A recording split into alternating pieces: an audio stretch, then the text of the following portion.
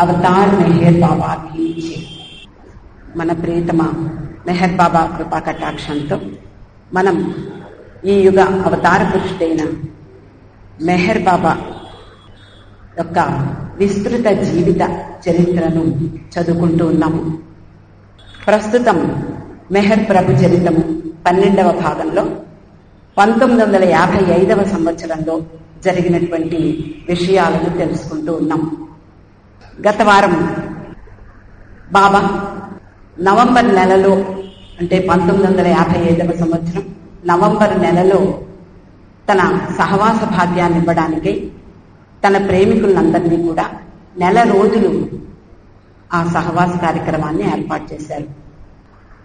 అలా మొదట వారం వచ్చినటువంటి వాళ్ళు గుజరాతీ బృందం, తర్వాత తెలుగు వాళ్ళు, ఆంధ్ర ప్రేమికులందరూ కూడా బాబా సహవాసానికి వచ్చి ఉన్నారు.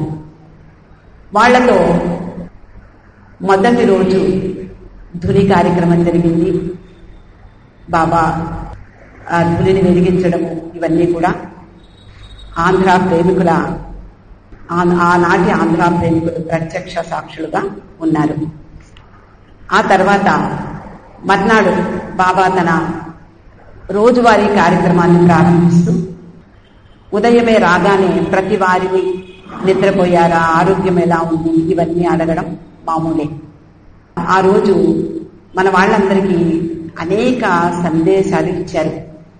సృష్టి గురించి, అలాగే కృప అంటే ఏమిటి, ఆధ్యాత్మికత, ప్రేమ, విశ్వకార్యం, వీటి గురించి కూడా ఆ రోజు ప్రవచనాలు ఇవ్వడం జరిగింది.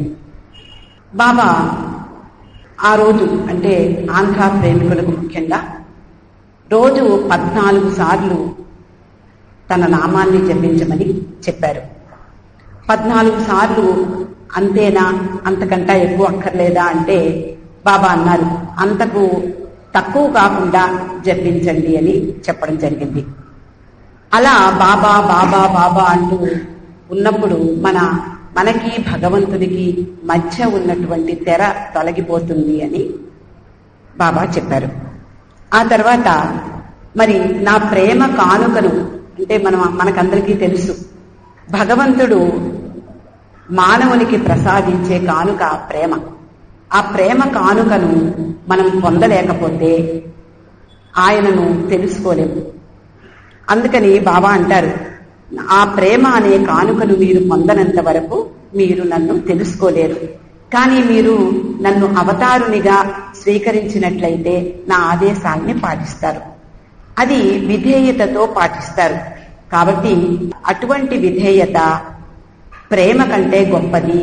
కాబట్టి విధేయత కలిగి ఉండండి అని ఆ రోజు చెప్పారు. అలాగే విధేయత అంటే కూడా చెప్పారు. ఒక వ్యక్తి బాబా దగ్గరికి రావడము, నేను నీ దగ్గరే ఉంటాను బాబా అని ప్రార్థిస్తాడు.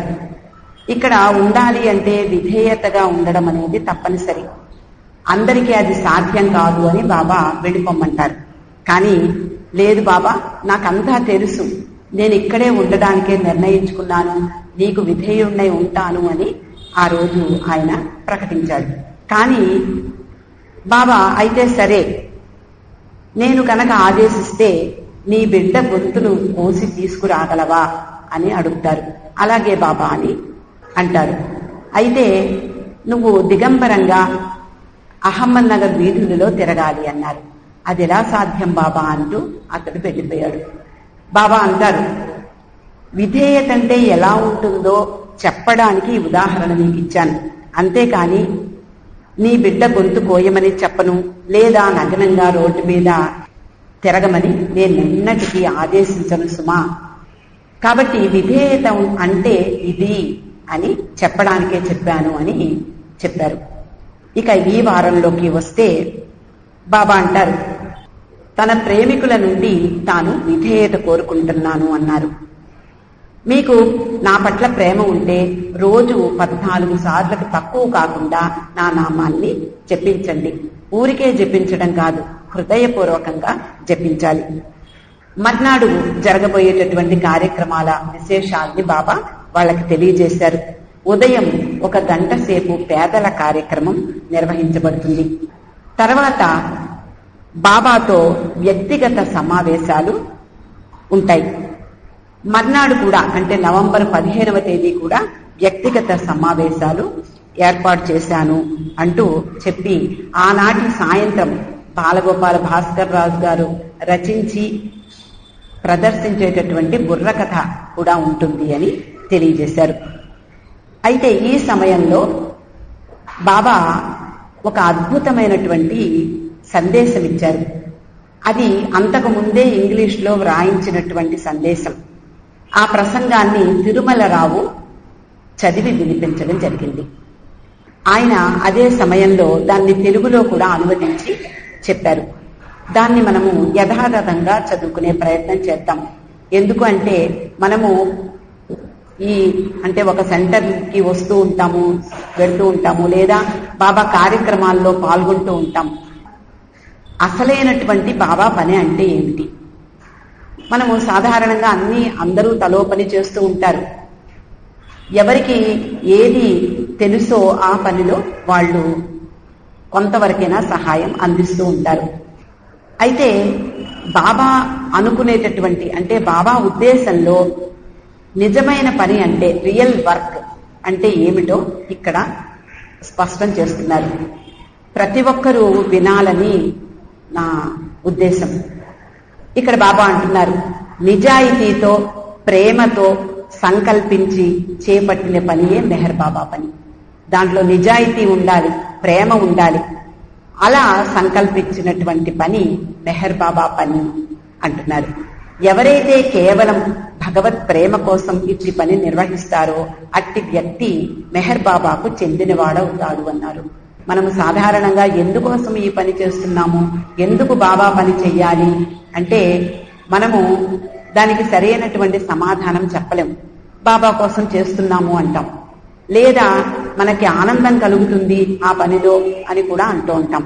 కానీ ఇక్కడ బాబా ఏమంటున్నారు అంటే భగవత్ ప్రేమ కోసం ఆ పనిని ఎవరైతే నిర్వహిస్తారో వాళ్ళు మెహర్ బాబాకు చెందిన వారు అవుతారు. లేశ మాత్రం కూడా కపటం ఉండకూడదు. మొట్టమొదటి నుంచి కూడా బాబా ఎప్పుడూ కూడా కపటాన్ని ఎక్కువ స్ట్రెస్ చేసి చెప్పడం మనకందరికీ తెలుసు.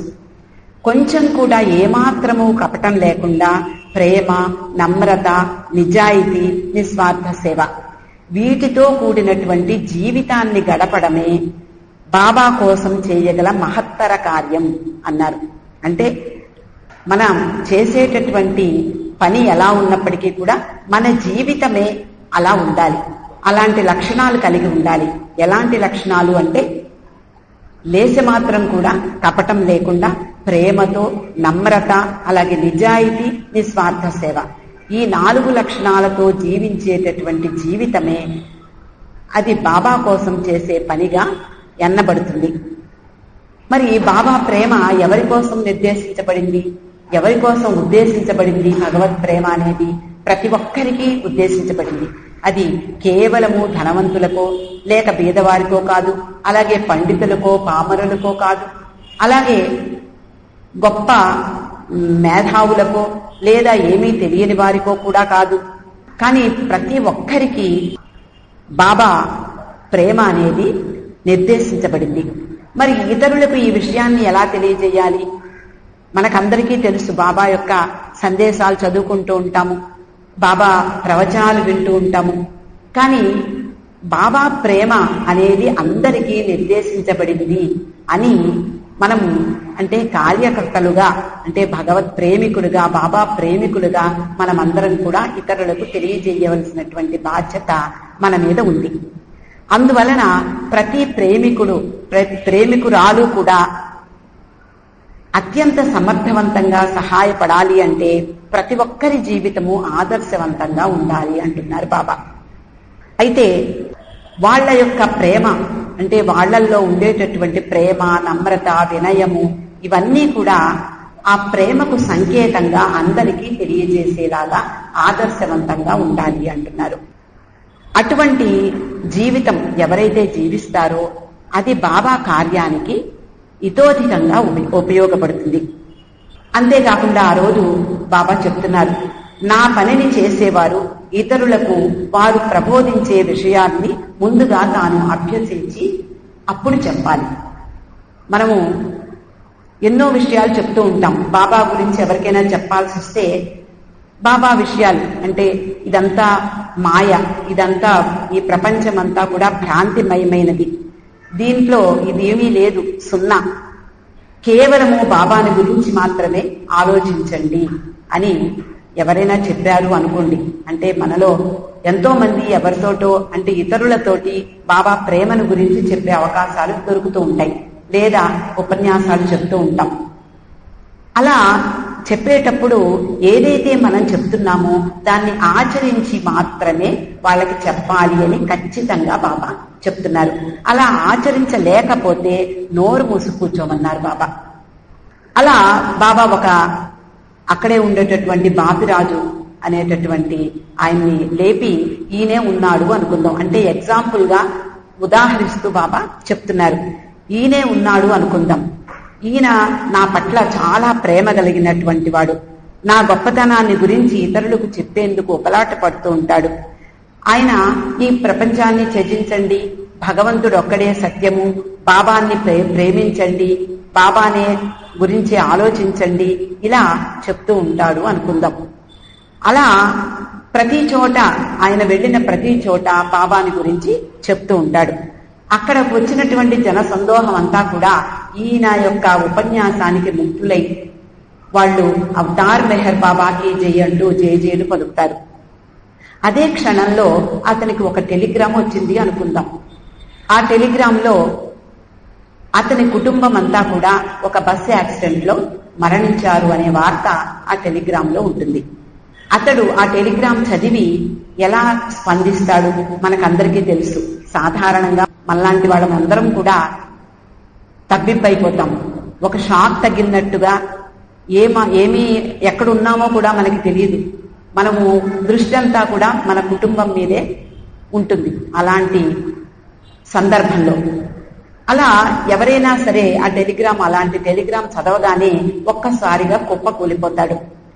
అలా బాబా అంటున్నారు, అలా చూసినటువంటి వాళ్ళు అంటే అక్కడ ఉండేటటువంటి ప్రజలు, అంతకుముందే అతడు ఇదంతా శూన్యం, ఈ ప్రపంచమంతా మిథ్య, బాబాని గురించే తలంచుకోండి అని చెప్పినటువంటి వ్యక్తి ఇలా ఒక్కసారిగా కుప్పకూలిపోతే మిగిలిన వాళ్ళు అక్కడ జనాలు ఏమనుకుంటారు అని బాబా అడుగుతున్నారు. నీవు చెప్పే మాటలు ఆచరించే శక్తి నీకు లేనప్పుడు జనానికి నీ ముఖం చూపించద్దు. నీవు ప్రచారం చేసే ఆ విషయము నీవు ఆచరించలేనప్పుడు నువ్వు ఏమీ చెప్పకుండా ఉండడమే మంచిది అంటున్నారు. ఒకవేళ ఈ బాపిరాజు అనేటటువంటి వ్యక్తి బాబా యొక్క అపరిమితమైనటువంటి ఆయన పట్ల ఉండేటటువంటి ప్రేమతో ఇదంతా కూడా బాబా ఇచ్చగా స్వీకరించి ఆయన ఏమాత్రమూ చలించలేదు అనుకుందాం. అప్పుడు అక్కడ ఉండేటటువంటి ప్రజలందరూ కూడా ముగ్ధులవుతారు. నిజంగా ఆయన ఉపదేశించిన ఆయన చెప్పినటువంటి భ్రాంతి గురించి ఆయనకు బాగా తెలుసు, ఆయన ఆచరిస్తున్నాడు, ఇలా ఉంటుంది బాబా ప్రేమ అనేది ఇతరులకు అవగతమవుతుంది. ఒకవేళ నిజంగా ఆయనే కనుక సంతోషించాడు అనుకుందాం. ఇలాంటి వార్త విని సంతోషించడం అనేది సాధారణంగా జరగదు, కానీ బాబా ప్రేమికులలో కొంతమంది ఉన్నారు అలాంటి వాళ్ళు. ఈ బంధ విముక్తి నన్ను ఈ బంధాల నుండి విముక్తి చేశాడు అని ఒకవేళ ఆ బాపిరాజే కనుక అనుకుంటే నా యొక్క కార్యక్రమాన్ని ఆయన నిండు మనసుతో చేస్తున్నట్లు లెక్క అని బాబా చెప్పారు. మనకి శత్రుఘ్న కుమార్ అనేటటువంటి వ్యక్తి అందరికీ తెలుసు. ఆయన ఒకసారి బాబా సమక్షంలో ఉంటాడు. గురుప్రసాద్ లో బాబా దర్శనమిస్తున్నారు. ఆయన కొడుకు బెల్గాంలో మైన్స్ లో పనిచేస్తూ ఉన్నాడు. బాబా అన్నారు అతన్ని రప్పించు అన్నారు. అతన్ని పిలిపించాడు తన కొడుకుని.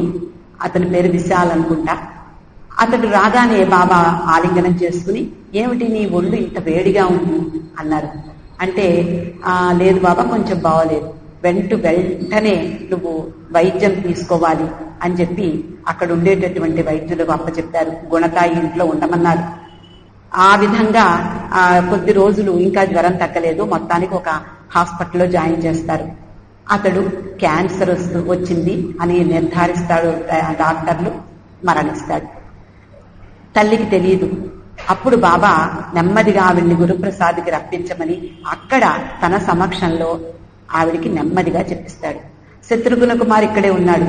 బాబా ఇచ్చా అని చెప్పి ఆయన ఏ విధమైనటువంటి చలనం లేకుండా బాబా ప్రేమకు అంకితమై ఉన్నాడు. బాబా అంటారు మధ్యాహ్నం, ఏమిటి మొహం వేలాడేస్తున్నావు? బాబా ఎంతైనా నా కొడుకు కదా అంటే, నువ్వు ఇంకా సంతోషిస్తావేమో, డాన్స్ చేస్తావేమో అనుకున్నాను. నా సమక్షంలో అతడు మరణించాడు. అంతకన్నా గొప్ప విషయం ఏముంటుంది నీకు? ధన్యత పొందినటువంటి ఆ జీవి గురించి ఇంకా నా కొడుకు అని ఆ భ్రమలో ఉన్నావన్నమాట అని బాబా సర్ది చెప్తారు. నిజమే బాబా అంటూ నిజంగానే బాబా సమక్షంలో అతడు డాన్స్ చేస్తాడు. అయితే ఇక్కడ మరొక ఉదాహరణ బాబా చెప్తున్నారు. మరొక వ్యక్తి ఇలా ఎవరైనా ఉపన్యాసాలు ఇచ్చే వ్యక్తి కానీ, లేకపోతే ఎవరితోటైనా బాబా గురించి చెప్పే వ్యక్తి కానీ, అతడు మెహర్ బాబా ఈ యుగావతారుడు, అతన్ని ప్రేమించండి, ప్రేమించదగినవాడు, ఆరాధ్యనీయుడు అయినటువంటి బాబానే, అనుదినము అనుక్షణము ఆయననే గురించి తలుచుకోండి అంటూ చెప్తూ, అనేక బలహీనతలుంటాయి మనకి. సపోజ్ కోపం వస్తుంది, ఆ కోపాన్ని దిగమింగుకోండి, ఎవరి పట్ల ప్రదర్శించకండి అని బాబా మాటలు చెప్పాడు అనుకుందాం. ఇవన్నీ బాబాయే చెప్తున్నారు. ఇలా చెప్పాడు అనుకుందాం అంటూ అదే క్షణంలో ఎవరో వచ్చి ఆ వ్యక్తి చెంప చెడ్లు మనిపిస్తాడు అనుకుందాం. అనుకున్నప్పుడు ఆ క్షణంలో వెంటనే మామూలుగా ఎవరైనా సరే ఇంకా బాబా ప్రేమను, బాబా ఉపన్యాసాలు ఇవన్నీ మర్చిపోతాడు. వెంటనే ఆ వ్యక్తి మీద తిరగబడతాడు. సాధారణంగా అలాగే జరుగుతుంది. అంటే మనకున్నటువంటి ఆ కోపం వచ్చిన క్షణంలో మనల్ని మనం మరిచిపోతాం. మరిచిపోయి ఎదుటి వ్యక్తి మీద దాడి చేస్తాం. ఎప్పుడైతే అతడు తిరగబడ్డాడో అతని ఉపన్యాసం విన్నటువంటి వ్యక్తి, ఆ ప్రజలు అందరూ అతన్ని గురించి ఏమనుకుంటారు? మీకు కోపం తెప్పించే ఆలోచనలు రావచ్చు. అలా రాకపోతే బాబా చెప్తారు, మీరు కోపం, మిగిలినటువంటి బలహీనతలు, ద్వేషము ఇవన్నీ వస్తాయి, కానీ వాటిని ప్రదర్శించకండి, వాటిని అదుపు చేసుకోండి అంటారు. ఒకవేళ అలా రాకపోతే మీరందరూ మనుషులతో సమానం కాదు, రాళ్లతో సమానమవుతారు. ప్రాణం లేని జీవులుగా, ప్రాణం లేని వస్తువులుగా ఉంటారు. కాబట్టి కోపం వస్తుంది, రావాలి, కానీ దాన్ని అదుపు చేసుకోవాలి అని బాబా చెప్తారు. ఇంకా బాబా ఏమంటున్నారు అంటే, ఏదైనా అలాంటి సందర్భం వస్తే మనసుకి తెలిసినటువంటి ఆ కోపాన్ని హృదయానికి తెలియనివ్వకూడదు అని కూడా బాబా చెప్తారు. అంతేకాకుండా ఇక్కడ మరొక విషయాన్ని ఆ రోజు బాబా కార్యకర్తలందరూ వినాలనే ఉద్దేశంతో చెప్తున్నారు. ఎంతో మంది అమాయక జనాల్ని ఉర్రూతలూగించడం అనేది చాలా మంది చేస్తూ ఉంటారు. ప్రవచనకారులు కానివ్వండి, బయట ఎంతో మంది ఎన్నో విధాలుగా చుట్టూ ఉండేటటువంటి జనాలను తమ ప్రవచనాలతో, తమ యొక్క మాటలతో, సూక్తులతో ప్రభావితుల్ని చేస్తూ ఉంటారు. బాబా అంటారు, వేలాది మందిని సమకూరిస్తే అక్కడ మీరు మధ్యలో కూర్చుంటే దానివల్ల లాభం ఏమిటి? అదేమన్నా బాబా కార్యక్రమం అనుకుంటున్నారా మీరు అని చెప్తున్నారు. నేను అంటే బాబా చెప్తున్నారు, బాబా ఒకసారి ఒక వ్యక్తిని ఒక చెట్టు కింద కూర్చోమని చెప్పారు అనుకుందాం. అలా చెప్పినప్పుడు ఆ వ్యక్తి వెళ్ళి ఆ చెట్టు కింద బాబా ఆదేశానుసారం కూర్చుంటాడు. కూర్చున్నప్పుడు ఆ వ్యక్తిని చూసి మరొక వ్యక్తి ఊళ్ళోకి వెళ్లి జనాలతోటి ఎవరో మన ఊరికి ఒక గొప్ప మహానుభావుడు వచ్చాడు అని ప్రచారం చేశాడు అనుకుందాం. అంతే, ఈ జనాలందరూ కూడా పరిగెట్టుకుంటూ వచ్చేస్తారు. వాళ్ళందరూ పుట్టి చేతులతో రారు, దండలు వేస్తారు, పాలు పళ్ళు పలహారాలు ఆయనకి తెస్తారు, చుట్టూ కూర్చుంటారు, ఆయన ప్రవచనాలు, ఆయన ఏదైనా చెప్తే విందాము అని కూడా కూర్చుని ఉంటారు. ఈ విధంగా జనాన్ని సమావేశం పరచడం వలన నా పని జరుగుతుందా? నా పని జరగదు.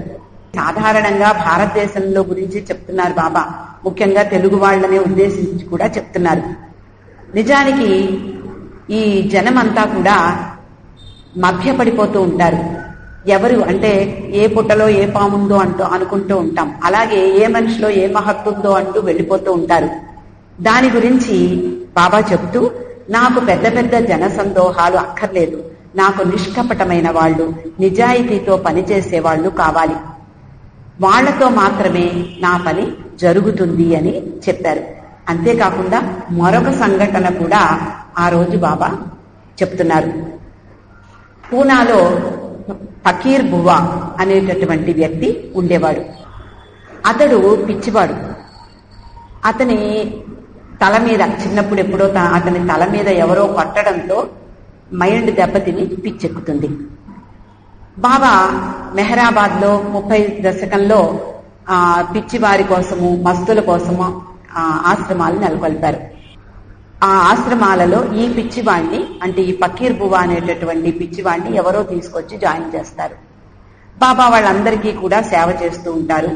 తర్వాత ఎప్పుడైతే బాబా ఈ ఆశ్రమాలను ఎత్తివేశారో అప్పుడు ఎవరిని, అంటే వాళ్ళు ఎవరైతే ఎక్కడి నుంచి వచ్చారో వాళ్ళని ఆ స్వస్థలాలకు పంపించేశారు.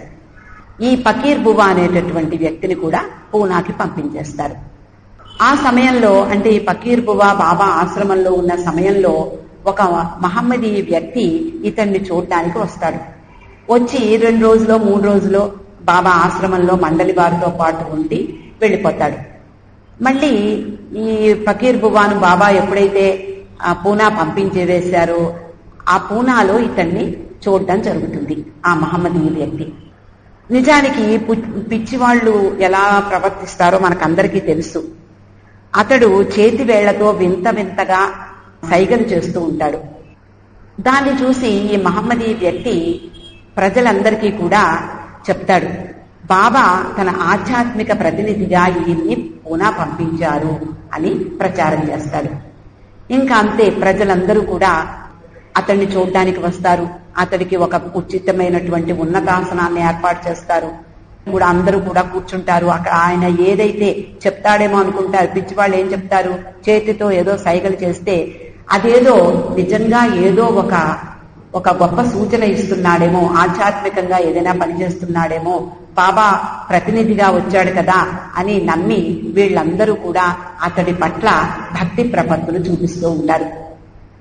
అతడి గురించి అందరూ కూడా ఒక సంవత్సరానికి ఒకసారి ఉత్సవాన్ని కూడా జరుపుతూ ఉంటారట.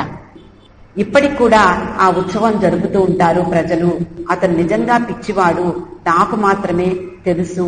అంటే ప్రజల యొక్క నమ్మకాన్ని బట్టి ఎలా ఉంటుందో, ఎలాంటి ప్రభావం చూపిస్తుందో వాళ్ళ నమ్మకాల మీద ఈ ప్రచారం, తప్పుడు ప్రచారం అంతా అని బాబా చెప్తున్నారు. అలాగే మరొక వ్యక్తి విభూతి గురించి కూడా చెప్తున్నారు. ఇతడు కూడా బాబా ఆదేశాల ప్రకారం ఆశ్రమంలో, అంటే మెహరాబాద్ లో కొన్నాళ్లు ఉంటాడు. బాబా ఆదేశం ఇచ్చారు, నామజపం చేస్తూ ఉపవాసం చెయ్యి అని. అలా కొద్ది సమయం అతడు మెహరాబాద్ లో బాబా ఆదేశానుసారం నామజపం చేస్తూ ఉపవాసం చేశాడు. కొన్నాళ్ల తర్వాత అతడు నాసిక్కి చెప్పా చేయకుండా వెళ్ళిపోతాడు. వెళ్ళిపోయి అక్కడ ప్రజలందరినీ కూడా తీసుకుని బాబా ఆధ్యాత్మిక ప్రతినిధిగా తనకు ఆ శక్తినిచ్చారు అంటూ ప్రజల్ని నమ్మింపజూశాడు. చాలా మంది అనుయాయులు ఏర్పడ్డారు. ప్రజలందరూ కూడా ఎంతో అతన్ని గౌరవించేవారు. ఈ వార్త బాబాకు తెలుస్తుంది. బాబాకు తెలిసి వెంటనే అతనికి కబురు పంపిస్తారు బాబా. ఇలాంటి పనులు నువ్వు చేస్తే నీ ఆధ్యాత్మిక ప్రగతికి అది ఆటంకమవుతుంది. ఇది నీకే మంచిది కాదు. ఇలాంటి ప్రచారం చెయ్యడము, కొంతమందిని కూడగొట్టుకోవడము, ఇవన్నీ నీకు మంచిది కాదు అని బాబా పంపిస్తారు, కబురు పంపిస్తారు. కానీ ఆ విభూతి అనే వ్యక్తి బాబా మాటను వదిలేసి, అంటే అవిధేయత చూపించి అలాగే కొన్నాళ్ల పాటు ఉంటాడు. అలా ఉండగా అతనికి ఒక స్త్రీతో సంబంధం ఏర్పడుతుంది. అతని కారణంగా ఆమె గర్భవతి అవుతుంది. ఇంకా అక్కడితో అతని నాటకానికి తెరపడుతుంది. వెంటనే అతడు బాబాను శరణు వేడుతూ మెహరాబాద్ వచ్చేస్తాడు. ఆ సమయానికి అతనికి కుష్ఠరోగం కూడా వచ్చింది. అంటే అవిధేయత వలన ఎలాంటి ప్రభావం ఉంటుందో చెప్తున్నారు బాబా. బాబా దగ్గరికి వస్తే ఎప్పుడు బాబా దయాసాగరుడు. ఆయన ఎవరిని అయినా సరే క్షమించగలిగినటువంటి క్షమకు నిలయం. బాబా అతన్ని ఆలింగనం చేసుకుని అక్కడే ఉండమంటారు. కొన్నాళ్లు అక్కడే ఉండగా తర్వాత బాబా ఆదేశానుసారం అతడు దేశమంతా కూడా కాలినడకన ప్రయాణం చేస్తూ భిక్షాటన చేస్తూ జీవితాన్ని సాగించి కొన్నాళ్ల తర్వాత మళ్లీ బాబా దగ్గరికి రావడం జరుగుతుంది. ఆ తర్వాత అంటే ఇక్కడ 1955లో ఈ విషయాలు చెప్తున్నారు బాబా. ఇక్కడ తిరిగి వచ్చేసరికి అతని వ్యాధి పూర్తిగా నయమైపోయింది. ఈనాటికి ఆ విభూతి నా పని చేస్తున్నాడు అని ఆ సహవాసీయులతోటి బాబా చెప్పారు. ఇంకా అంటున్నారు బాబా, ఇండియాలో ఎవరైనా గడ్డాలు మీసాలు పెంచుకుని కఫ్నీలు కాషాయ వస్త్రాలు ధరించి ఏదో కమండలము ఏదో చేత్తో పట్టుకుని వచ్చినటువంటి వాళ్ళందరినీ కూడా ప్రజలు నమ్ముతారు, ప్రజలు ఆరాధిస్తారు. అందువల్ల చెప్పేది ఏమిటి అంటే పెద్ద సంఖ్యలో ప్రజల్ని పోగు చేయడం వలన ఎటువంటి ప్రయోజనము ఎవ్వరికీ కలగదు. కొద్దిమంది నిజాయితీ పరులు ప్రజల వద్దకు వెళ్లి నా పనిని సమర్థవంతంగా చేయగలరు. నా ఎడల అట్టి వారికి ఉన్న ప్రేమయే ప్రజల దృష్టిలో నన్ను గొప్పవాణ్ణి చేస్తుంది. వాళ్ల యొక్క అంటే నిజాయితీ పరులు ఎవరైతే ఉన్నారో వాళ్ళు ప్రజల దగ్గరికి వెళ్లి బాబా సంగతి ఇది, బాబా జీవితాన్ని బాబా ప్రవచనాల్ని చెప్పినప్పుడు వాళ్ళు వెంటనే అంటే వాళ్ళు నిజాయితీ పరులు, అలాగే బాబా యొక్క సందేశాలను వాళ్ళ జీవితంలో జీవించి చూపించేటటువంటి వాళ్ళు, ఆదర్శవంతంగా జీవించేటటువంటి వాళ్ళని చూసి బాబా పట్ల ప్రేమ వాళ్లల్లో అధికమవుతుంది. అంతేకాకుండా బాబా ప్రేమ అంటే ఇదా అని వాళ్ళు అవగాహన చేసుకోగలుగుతారు. కాబట్టి నిజానికి జనాలు పోగవడం ముఖ్యం కాదు అని బాబా ఆ సందర్భంగా చెప్పారు.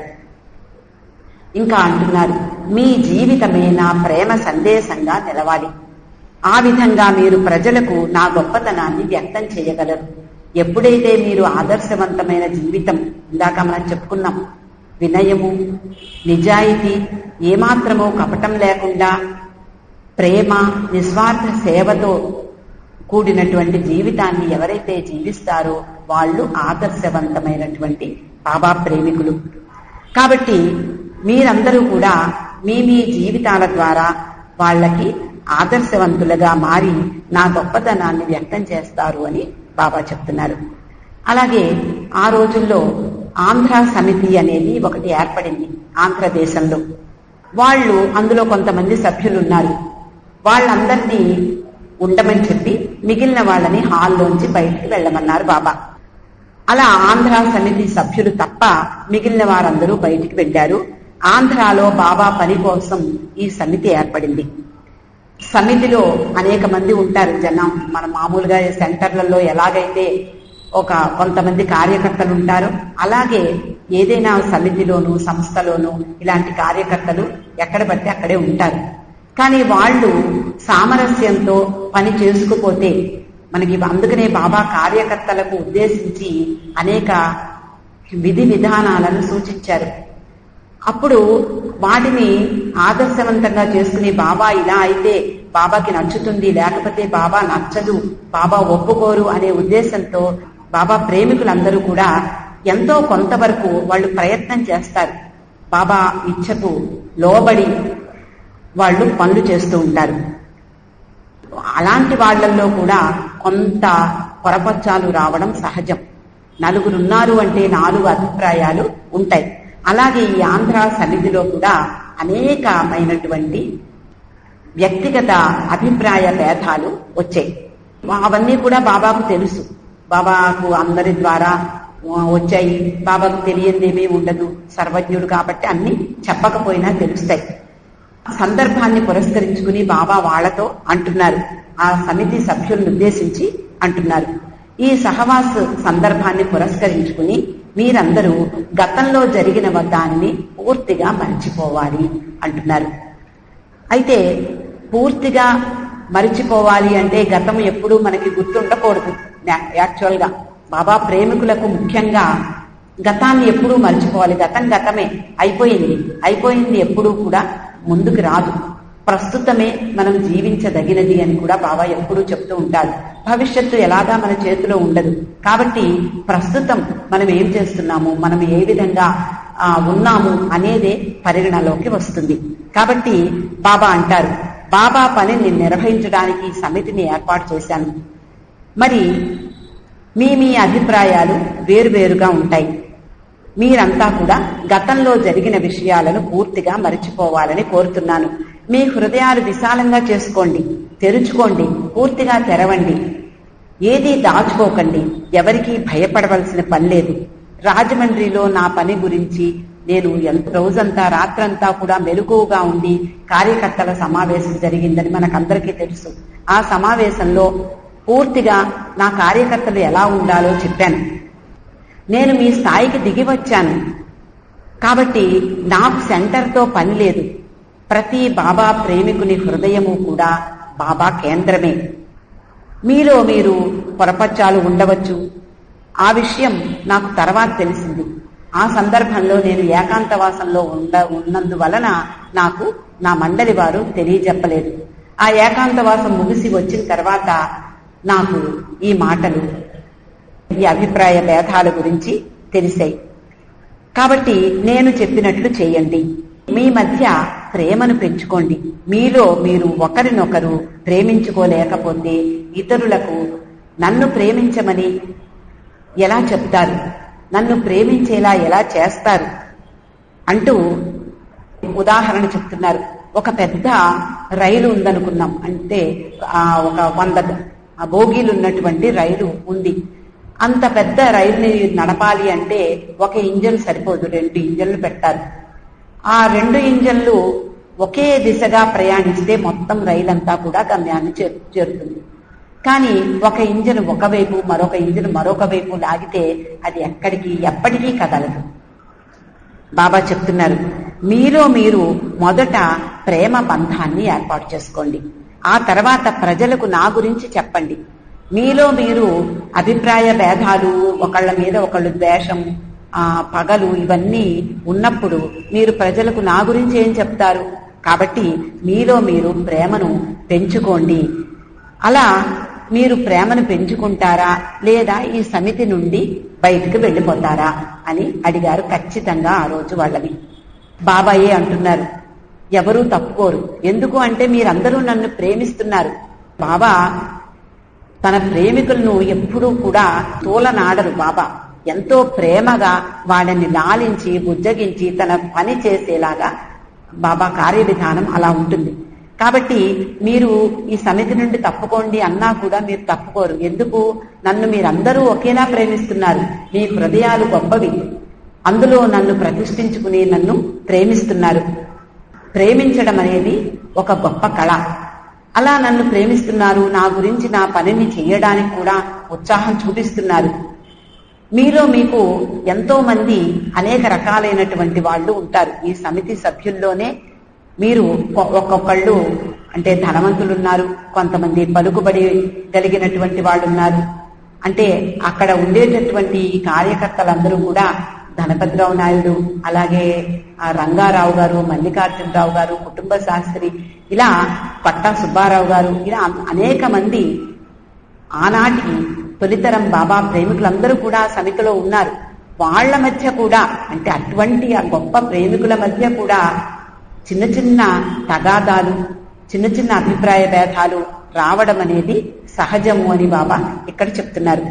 కాబట్టి మీరందరూ మీ మధ్యలో ప్రేమను పెంచుకుని అందరూ ఒకటిగా మసిలి అందరూ కూడా ఒకే బాటలో నడిచి నా కార్యాన్ని నెరవేర్చగలరు. అప్పుడు మాత్రమే అంటూ బాబా పని మీరు ఎవరూ చెయ్యకపోయినా నాకు పర్వాలేదు, నా పని నేనే చేసుకుంటాను అని కూడా బాబా ఎప్పుడూ చెప్తూ ఉంటారు. మనము ఇక్కడ ఈ రోజు లేకపోయినా ఈ రోజు పని ఆగదు.